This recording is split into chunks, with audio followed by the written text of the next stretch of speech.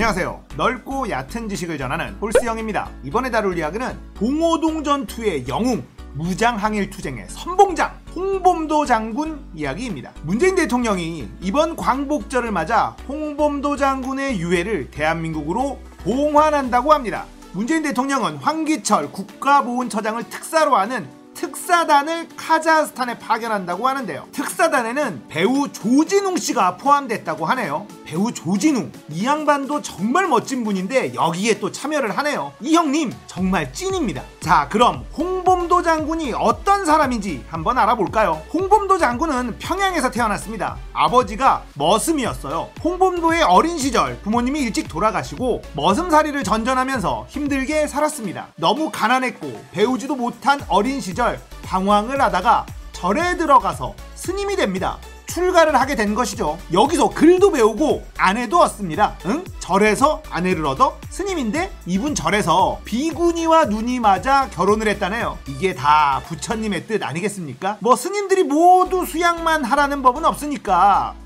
아내와 함께 절에서 내려와 이것저것 하게 됩니다. 강원도에서 사냥꾼으로 자리를 잡게 되는데 포수라고 하죠. 이분이 총을 기가 막히게 잘 쏘는 거예요. 농담이 아니라 스나이퍼였다고 합니다. 총을 쏘는 실력이 너무 출중해서 일대 포수들에게 다 인정을 받았다고 해요. 그래서 포계라는 포수들의 조합을 만들어서 대장을 맡게 됩니다. 이분이 본격적으로 무장항일운동을 시작하게 된 계기는 청일전쟁과 민비시해 사건, 우리 땅에서 외놈들이 저지르던 만행에 분노해서 무장항일투쟁에 나서게 됩니다. 홍범도 장군은 포수라고 했잖아요. 동료 포수 김수엽과 손을 잡고 의병활동을 시작합니다. 무장항일투쟁을 하게 된 게 한편으로는 어쩔 수 없는 상황도 있었습니다. 일제가 총기와 포화류를 일제 단속하는 법을 발령을 했어요. 그러니까 생계가 막히게 된 것이죠. 홍범도 장군은 여러 포수들의 생계를 책임지는 위치에 있었기 때문에 의병활동을 시작할 수밖에 없는 상황에 몰렸던 거죠. 이 총으로 짐승이 아닌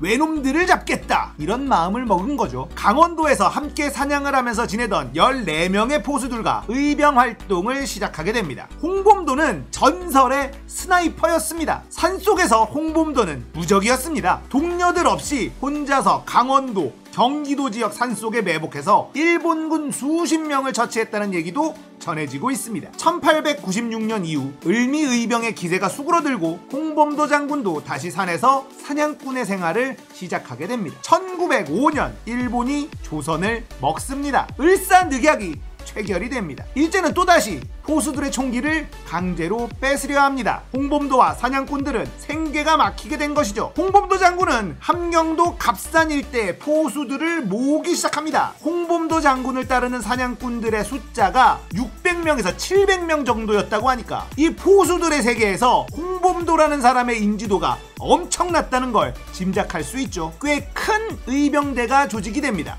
주로 함경도와 강원도에서 활약을 하게 됩니다. 이 당시 홍범도는 축지법을 쓴다는 얘기가 돌았다고 하네요. 여기저기 쉰출기몰 출몰을 하니까 날아다니는 홍범도라는 별명이 있었다고 합니다. 홍범도 장군이 키가 190cm예요. 생각을 해보세요. 1900년도 키 190cm. 이건 요즘으로 따지면 하승진급이에요.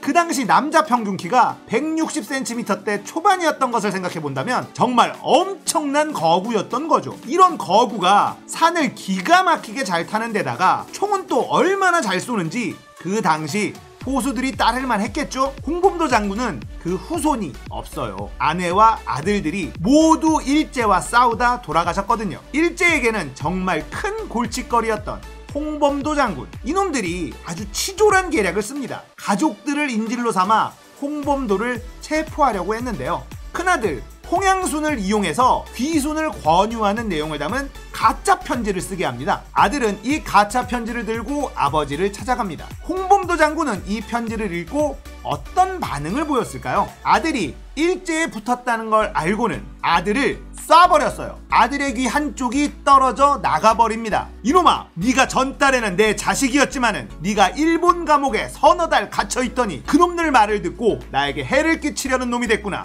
너부터 쏘아 죽여야겠다. 홍범도 장군이 이렇게 말했다고 합니다. 큰아들 홍양수는 정신을 차리고 아버지와 함께 의병 생활을 하면서 일제와 싸우게 됩니다. 그리고는 전투에 참전 중 전사하게 됩니다. 일제는 홍범도 장군의 아내에게도 똑같은 짓을 저지르는데요. 홍범도 장군에게 투항하라는 편지를 쓰게 한 것이죠. 그런데 홍범도 장군의 아내도 대단한 분이셨어요. 투항하라는 편지 쓰기를 거부했어요. 내가 거짓 편지를 쓴다 해도 영웅호걸인 내 남편은 듣지 않을 것이다. 이렇게 말하면서 일제의 요구를 거부했습니다. 모진 고문이 시작됐어요. 그래도 홍범도 장군의 아내는 굽히지 않았습니다. 가혹한 고문이 계속되자 스스로 혀를 끊으려 합니다. 혹시라도 이 고문을 견디지 못하고 마음이 흔들릴까봐 그랬다고 해요. 결국 홍범도 장군의 아내는 일제의 고문을 견디지 못하고 사망하게 됩니다. 막내 아들 홍용환도 의병 활동을 하다가 결핵으로 병사하고 맙니다. 홍범도 장군의 가족들은 모두 일제와 싸우다 돌아가셨어요. 그래서 홍범도 장군은 후손이 없다고 합니다. 홍범도 장군 하면 빼놓을 수 없는 게 있죠. 바로 봉오동 전투와 청산리 전투. 이 전투에서 홍범도라는 캐릭터의 사기성이 드러나게 됩니다. 1919년 3월 1일 3.1운동이 일어났습니다. 홍범도 장군은 비폭력 시위였던 3.1운동을 무장투쟁운동으로 발전시켜야 한다고 생각했어요. 1919년 3월 21일 일제정보자료에서 홍범도가 독립군을 조직하기 위해 비밀리에 총기를 구입하고 있다, 이런 보고서가 발견이 됩니다. 일제도 홍범도 장군은 엄청 신경이 쓰이는 인물이었어요. 홍범도 장군은 의병 출신과 청년들 그리고 호수들을 모읍니다.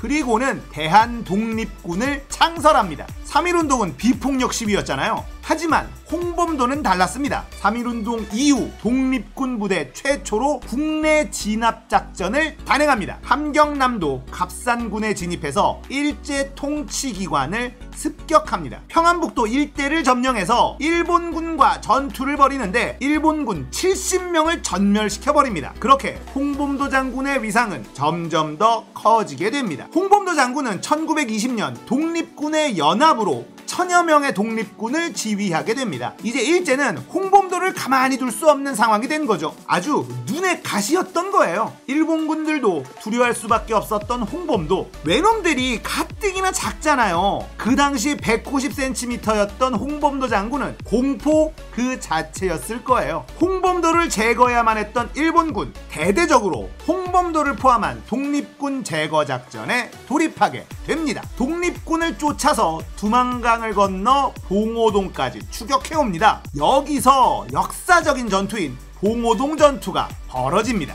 홍범도 장군은 일단 주민들을 모두 대피시켜 놓습니다. 그리고는 산속에 매복을 합니다. 산속에서 홍범도 장군은 무적이라고 말씀드렸죠. 우리에게 유리한 곳까지 유인한 뒤 전투 개시. 일본군은 처참한 패배를 하게 됩니다. 일본군 한개대대 포위 공격, 일본군 전사 150여 명, 부상자 200여 명, 독립군의 피해는 거의 없었던 전투. 1920년 6월 7일 일본군에게 치욕을 안겨준 역사적인 전투, 봉오동 전투입니다. 봉오동 전투에서 대승을 거두지만 일본군이 물러날 리 없었겠죠. 일본군은 독이 잔뜩 올랐습니다. 홍범도 장군과 독립군은 더 깊은 밀림지대로 근거지를 옮깁니다. 여기서 독립군은 전의를 불태우는데요. 홍범도 장군을 사령관으로 한 독립군 연합부대를 편성합니다. 이 장면에서도 홍범도 장군의 대단함을 느낄 수 있죠. 독립군들이 전투를 해보니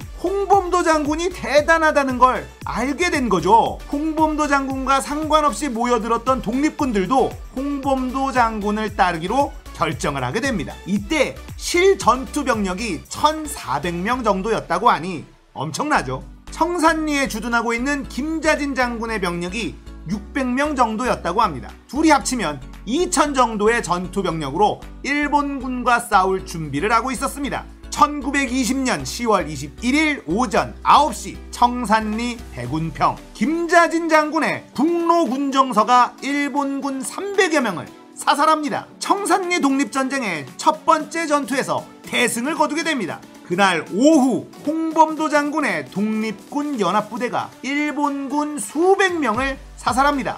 두 번째 전투, 완루구 전투. 대승을 거두게 됩니다. 김자진 장군의 북로군정선은 승리 후 이동을 하는데 일본군 기병대를 발견하게 됩니다. 이 일본군 기병대와 전투가 벌어졌는데 120명을 섬멸해버립니다. 싸우는 족족 대승을 거두고 있었습니다만 일본군은 독이 잔뜩 오른 상태, 엄청난 숫자를 동원했기 때문에 김자진 장군의 북로군정선은 일본군에게 포위를 당하게 됩니다. 절체절명의 위기. 이때 김자진 장군을 돕기 위해 나타난 홍범도 장군의 독립군 연합부대, 그리고 이어지는 처절한 혈투. 이 전투는 빨리 끝나지 않았습니다. 너무나 치열하게 싸웠고 결과는 일본군의 패퇴. 이 전투가 청산리 전투의 정점인 어랑촌 전투입니다. 소수의 독립군을 이끌고 일본의 정규부대를 아주 개박살을 내버린 홍범도 장군과 김자진 장군. 이 전투가 너무나 말도 안 되는 결과를 만들어냈기 때문에 우리는 이 전투를 대첩이라고 부릅니다. 청산리 대첩. 우리가 어릴 적 교과서에서 청산리 대첩을 배울 때 홍범도 장군은 별로 중요하게 언급되지 않았습니다. 김자진 장군은 기억이 나는데 홍범도 장군은 기억이 잘 안 나실 거예요. 김자진 장군도 정말 대단한 분이죠. 하지만 홍범도 장군도 엄청난 분이시잖아요. 그리고 청산리 대첩은 김자진 장군의 공도 크지만 홍범도 장군의 공이 더 크다고 보는 사람들도 많이 있습니다. 그런데 왜 우리는 교과서에서 홍범도 장군에 대해서는 자세하게 배우지 못했을까? 그건 시대적 배경에 이유가 있다고 생각합니다. 홍범도 장군은 평양 출신이에요. 힘들게 독립운동을 하면서 결국 소련의 지원을 받게 됩니다. 홍범도 장군의 위상이 어느 정도였냐면 레닌이 홍범도 장군을 직접 만납니다. 그리고는 금화와 홍범도의 이름을 새긴 은제 마우어 C96 권총을 선물합니다. 레닌도 홍범도 장군의 위상을 높게 평가한 것이죠. 이런 공산주의자들과의 활동이 존재하다 보니 교과서에서 비중을 줄인 것이 아닐까 라는 생각이 들어요. 아직도 약산 김원봉의 활약도 교과서에서는 잘 안 알려주고 있죠. 뭐 그런 이유가 있는 것은 아닐까 생각해 봅니다. 가난하고 배운 것이 없었지만 지혜로웠고 용맹했던 홍범도 장군. 산속에서는 무적의 포스를 뿜어냈던 축지법을 쓴다는 생각이 들 정도로 산을 잘 탔고 백발백중의 명사수, 전설의 스나이퍼 홍범도 장군. 2021년 8월 15일 홍범도 장군의 유해가 대한민국으로 봉환됩니다. 너무 늦어 죄송합니다. 홍범도 장군의 기계와 용기, 우리가 잊지 말아야 할 것입니다. 일제가 저질렀던 만행들 역시 절대 잊지 말아야 할 것입니다. 대한민국 만세! 이번 이야기는 봉오동 전투 청산리 대첩의 투신 스나이퍼 홍범도 장군 이야기였습니다. 재밌었다면 구독, 좋아요, 알림 설정 부탁드릴게요. 지금까지 홀스형이었습니다.